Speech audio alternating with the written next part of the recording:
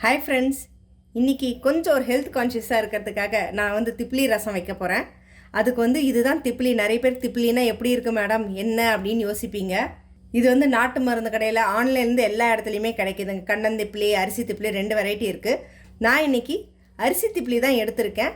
இதை வச்சு தான் ரசம் வைக்க போகிறோம்.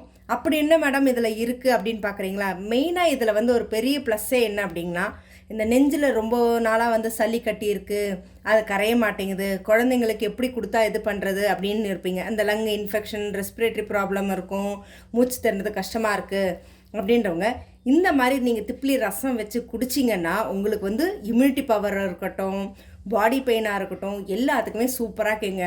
திப்ளியை மட்டும் வச்சு எப்பவுமே ரசம் வைக்க மாட்டாங்க, கூட அந்த மிளகும் சேர்ப்பாங்க. ஏன் அப்படின்னா அந்த மிளகுக்கும் சரி திப்ளிக்கும் சரி ரெண்டுத்துக்குமே அந்த சளி, இரும்பல் எல்லாத்துக்கும் எடுக்கிற தன்மை இருக்குது. தட் மீன்ஸ் ரெசிஸ்டன்ட் பவர் ஜாஸ்தியாக இருக்குது அப்படின்னு சொல்லுவாங்க.